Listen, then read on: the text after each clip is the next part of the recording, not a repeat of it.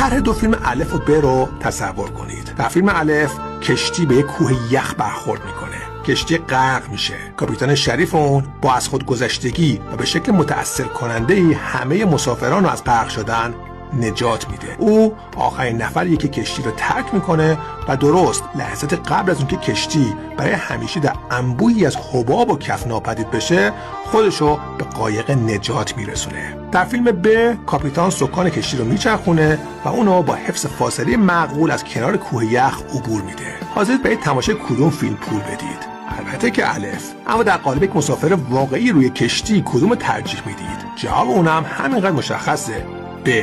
فرض کنیم این مثالا واقعی بودن. بعد چه اتفاقی میفته؟ کاپیتان الف به برنامه‌های تلویزیونی دعوت میشه. با او قراردادهای چند صد هزار دلاری برای نوشتن کتاب امضا میشه. کلاه کاپیتانیشو آویزون میکنه و از اون به بعد با ایراد سخنرانی‌های انگیزشی در جلسات جذب مشتری یا ملاقات‌های گروهی در شرکت‌های بزرگ امرار معاش میکنه. در شهر زادگاهش خیابونی به نامش ثبت خواهد شد و فرزندانش به اولین بار به پدرشون افتخار خواهند کرد. از طرف دیگه کاپیتان ب تا چندین سال بعد و زمان بازنشستگیش به دوری کردن از موانع ادامه خواهد داد و به این مثال چارلی مانگر پایبند خواهد ماند. من یه قانون در زندگی دارم: اگه یه گرداب بزرگ وجود داشته باشه و دوست نداشته باشی که با فاصله تنها 5 متر از اون عبور کنی، باید از 150 متری اون دور بزنی. با اینکه کاپیتان ب به وضوح ماهرتره، این کاپیتان الفه که مورد احترام ما قرار میگیره. چرا؟ چون موفقیت‌های به دست آمده از طریق اجتناب کردن و یعنی شکستایی که موفق شدیم از اونها جا خالی بدیم کسی جز خودمون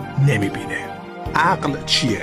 عقل یه مهارت عملیه، مقیاسی از توانایی ما در راهبری زندگی. هنگامی که متوجه بشید در مورد تقریبا همه دشواری‌ها اجتناب از مشکلات ساده تر از حل کردن اوناست، این توصیف ساده خود به خود نمایان میشه. عقل یعنی پیشگیری. اینشتین اینطور اونو بیان کرد: یه انسان باهوش مشکل رو حل میکنه، یه انسان عاقل از اون اجتناب میکنه. در نتیجه ما به صورت سیستماتیک تأکید بیش از اندازه‌ای روی نقش فرماندهان نظامی، سیاستمداران، جراحان اورژانس و درمانگرای موفق داریم و در عین حال به نقش اشخاصی بی‌توجهیم که جامعه و اعضای اونو از فاجعه در امان می‌دارن. اونا قهرمانان واقعی و عاقلان واقعی هستند.